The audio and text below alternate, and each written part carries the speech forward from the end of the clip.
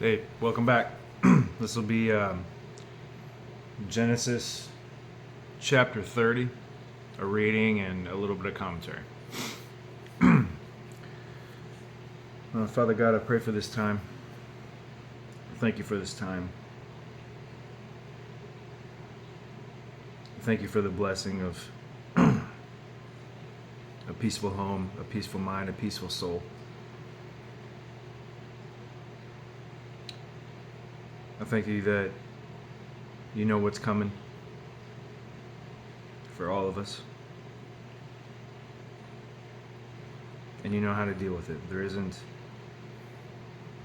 anything that causes you to get up off your throne real quick. There's nothing that causes you to lean forward real quick.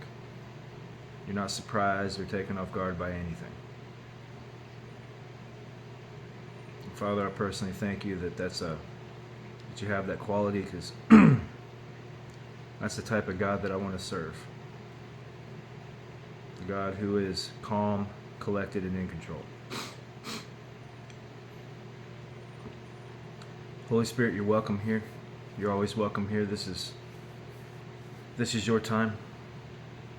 You lead us where you want us to go. Put your finger on the things you want us to know. Highlight the things you want us to think about.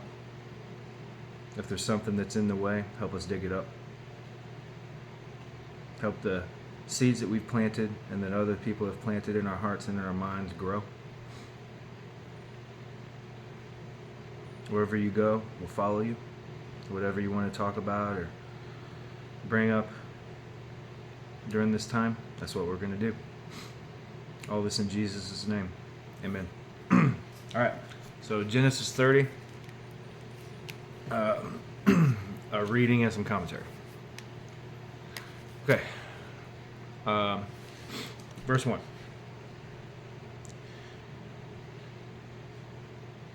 So, yeah, verse 1. Now when Rachel saw that she bore Jacob no children, Rachel envied her sister and said to Jacob, "Give me children, or else I die." Okay, so remember last time, Rachel was prettier, so Jacob loved her more. But Leah, I think Leah was the oldest. Yep, Leah. She was the oldest. So Jacob worked 7 years for Rachel, and then the father did the old bait and switch. Like, no, you got to take Leah first because she's the oldest. It would be a dishonor if I gave away my youngest daughter first. Okay. So now Rachel's pride is getting poked at a little bit, because she was looking down on her older sister, but the Lord blessed Leah with like 4 kids, and she don't have any. Okay, so that's where we pick up at. And now Rachel's like, hey, give me a baby or else I'm going to die. So right off the bat, you kind of want to be careful of the things and the decisions that you make when you're desperate or angry. Sometimes you can make a decision and you're stuck with it for the rest of your life. Okay? And when we get to Moses, we'll talk about that. All right, but here is Rachel saying that she wants to have a baby, and she demands to have a baby because she's jealous that her older sister had 4 and she has none. Verse 2. And Jacob's anger was aroused against Rachel, and he said, "Am I in the place of God, who has withheld from you the fruit of the womb?" Okay.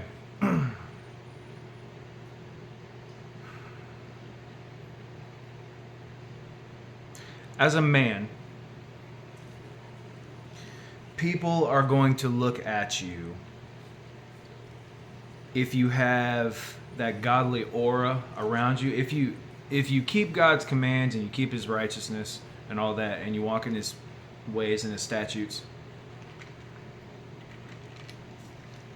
people are going to look at you and know that You have self-control, you have temperance, you have patience, you have kindness, you have, all of these things. And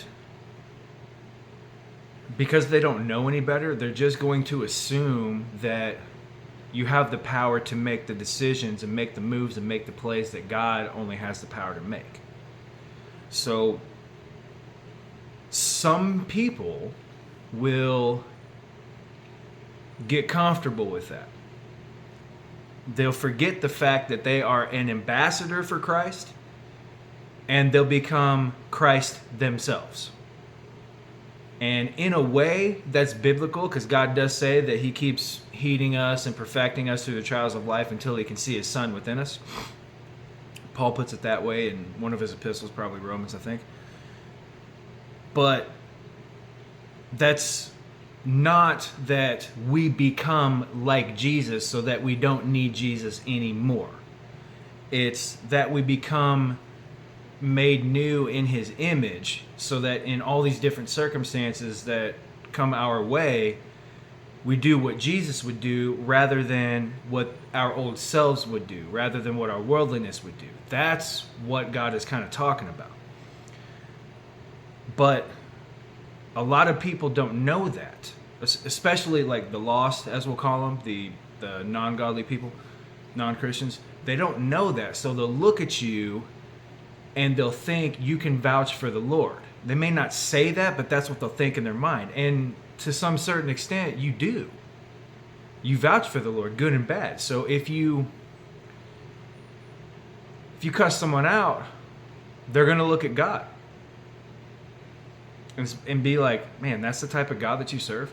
And on the other hand, if you give away all that you have, or give away when it's hard for you, or give to somebody who needs it, they're going to look at God and be like, man, that's a good God. That's the God you serve? Yeah, I want some of that. Okay? So some people only come to God when they need something, when they want something. And he's fine with it. He'll take it. He'll work with it. So as somebody who goes around and claims Jesus and claims God, your light shines. The darkness doesn't understand it, but they see it. So you want to be careful about what things your light is saying. Okay? 3. So she said, "Here is my maid Bilhah. Go into her, and she will bear a child on my knees, that I may have children by her." Then she gave him Bilhah, her maid, as wife, and Jacob went into her. Okay. Man, this seems to be like the life that Jacob lives, okay? Because his mom was this way. Rebecca, she rather than waiting in due time for the blessings of the Lord to be bestowed on Jacob the proper way, she went in and deceptively took blessings meant for someone else and had them put on Jacob. She manipulated the process. She manipulated God's blessings, and God rolled with it. He allowed it. But now Jacob has these blessings that are meant for someone else because he was able to be used in the manipulative process. And now here he is doing the same thing with his favorite wife's maid. And she's like, well, if God won't give me kids, then I'll have kids another way. Okay, so here you have Rachel not waiting on the Lord. Okay, and Jesus kind of addresses this in the Gospels. He says you can't serve God and money. Either you're going to love the one and despise the other, or you're going to hate one or you're going to follow one and ignore the other, or hate or love one, despise the other. I forget exactly how he says it, but you can't serve God and mammon is what he says. But mammon is like worldly possessions. So you can't serve God and money. You can't serve God and fame. You can't serve God and pride. All right, the worldly things. So here we have this decision, or this point where Rachel is choosing her own way rather than God's way, and she's getting her husband caught up in it. But Jacob knows, bro, I can't do what God does. Why are you putting this on me? Right? But she doesn't care too much about that. She cares more about having the kid. Okay? But God cares about how you get the thing. Because what if you get the thing in a different way, but once you get the thing, you can't hang on to it. You can't handle it. Because you're not ready for it. In God's economy, being able to shepherd or steward the thing is more important than getting the thing. But here in the world, getting the thing is more important. Because if we don't like it, we'll just throw it away and we'll get another thing. It's backwards. Okay? So you want to be careful about how you go about getting the things without God's blessing, because it's always going to cost you. All right.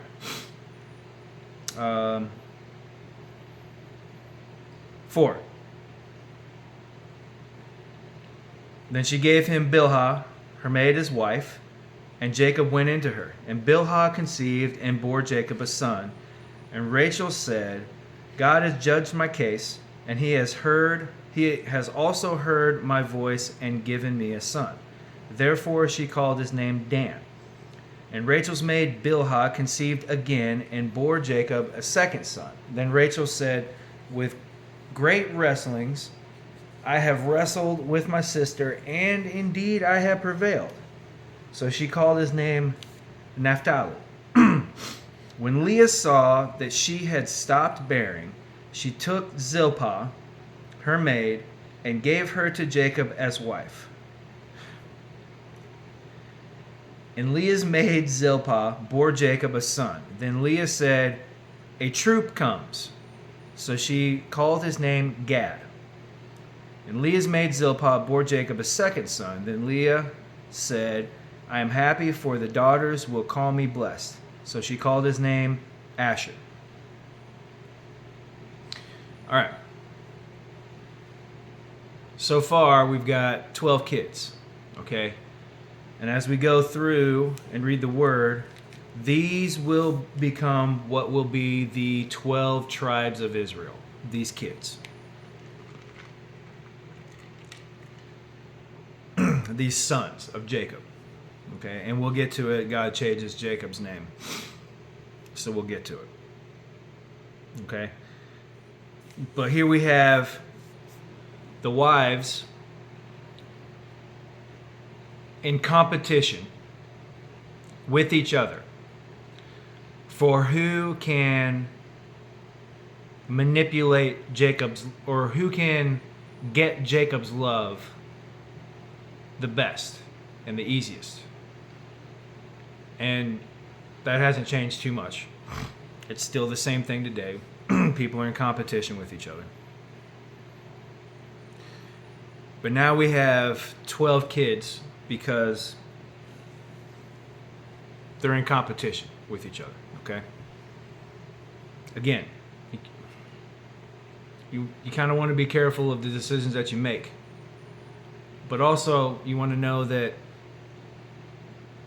no matter what you do, if you're in God's will, and if it is his will, no matter what you do, he's going to work it for your good and his glory. Right? So you're still going to have consequences if you do something wrong, but he's going to work it for his good, okay? 14. Now Reuben went in the days of wheat harvest and found mandrakes in the field and brought them to his mother Leah. And Rachel said to Leah, "Please give me some of your son's mandrakes." But she said to her, "Is it a small matter that you have taken away my husband? Why would you take away my son's mandrakes also?"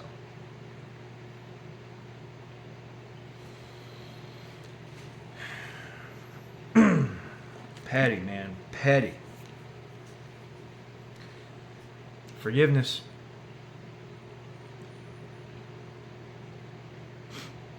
And Rachel said, "Therefore he will lie with you tonight for your son's mandrakes."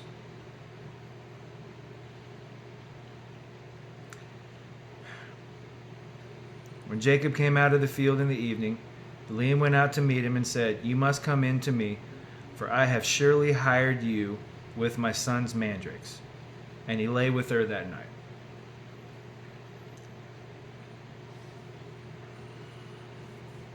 And God listened to Leah, and she conceived and bore Jacob a fifth son. Leah said, "God has given me my wages, because I have given my maid to my husband."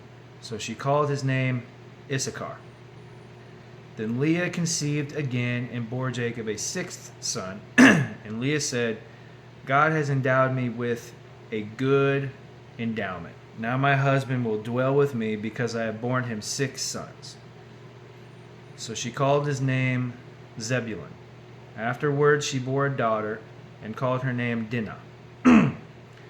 Then God remembered Rachel, and God listened to her and opened her womb. And she conceived and bore a son, and said, "God has taken away my reproach." So she called his name Joseph, and said, "The Lord shall add to me another son." All right.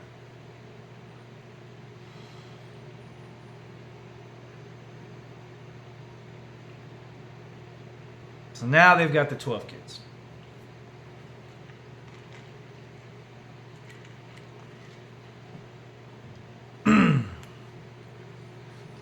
Through some jealousy, some envy, some catfighting. But Jacob's got 12 sons.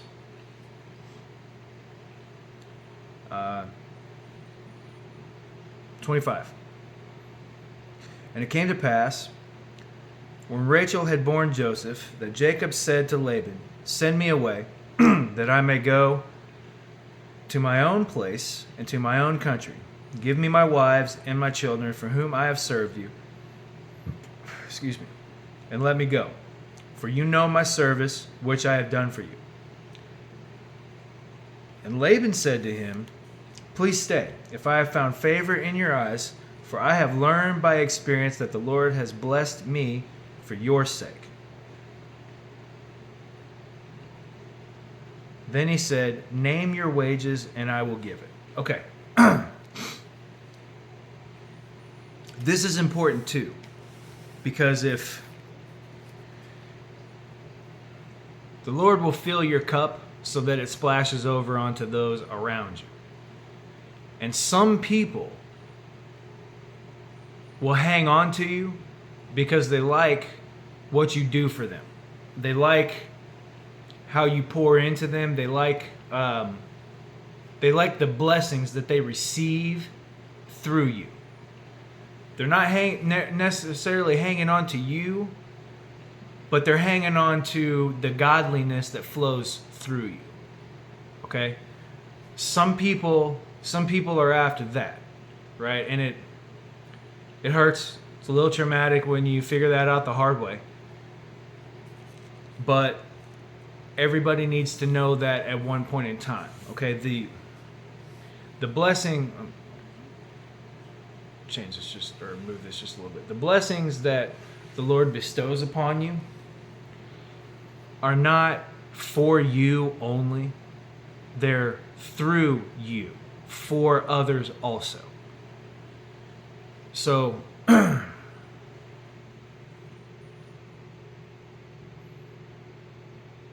it's wise counsel to pay attention to how much you're pouring out to other people, and how much they are pouring into you or pouring into others so that you don't get taken advantage of. That's wise counsel. Okay? 29. So Jacob said to him, "You know how I have served you and how your livestock has been with me. For what you had before I came was little, and it has increased to a great amount. The Lord has blessed you since my coming. And now, when shall I also provide for my own house?" Okay, so Jacob's got a point. He's like, man, I've been here for a minute, did what you asked me to do. You have grown exponentially because the Lord has been with me, and you have grown because of that. It's time for me to shove off and get my own place and start living my own best life and do my thing, okay? So he said, "What shall I give you?" And Jacob said, "You shall not give me anything. If you will do this thing for me, I will again feed and keep your flocks. Let me pass through all your flock today, removing from there all the speckled and spotted sheep, and all the brown ones among the lambs, and the spotted and speckled among the goats. With these shall be my wages. So my righteousness will answer for me in time to come, when the subject of my wages comes before you. Every one that is not speckled and spotted among the goats and brown among the lambs will be considered stolen if it is with me." Okay, so Jacob's like, okay, you don't need to give me anything, but let me do this. Out of all the flocks of the animals, the goats and the lambs, let me take the ones that are blemished in any way, and then you can keep the ones that are good. You can keep the ones that are without blemish. Cool? 34. And Laban said, "Oh, that it were according to your word." So he removed that day the male goats that were speckled and spotted, all the female goats that were speckled and spotted, every one that had some white in it, and all the brown ones among the lambs. And he gave them into the hands of his sons. Then he put 3 days' journey between himself and Jacob fed the rest of Laban's flocks. Now Jacob took for himself rods of green poplar, and of the almond and chestnut trees, peeled white strips in them, and exposed the white which was in the rods. And the rods which he had peeled, he set before the flocks in the gutters, in the watering troughs where the flocks came to drink, so that they should conceive when they came to drink. So the flocks conceived before the rods, and the flocks brought forth streaked, speckled, and spotted. Then Jacob separated the lambs and made the flocks face toward the streaked. And made the flocks face toward the streaked, and all the brown in the flock of Laban. But he put his own flocks by themselves and did not put them with Laban's flock. All right? So Jacob's got this little technique that he uses to get these lambs to conceive better. And as these lambs have babies, kids, he takes the ones that are blemished, puts them over there, and then the ones that are not, puts them over there for Laban. Okay? And it came to pass, whenever the stronger livestock conceived, that Jacob placed the rods before the eyes of the livestock in the gutters, that they might conceive among the rods. But when the flocks were feeble, he did not put them in. So the feebler were Laban's, and the stronger were Jacob's.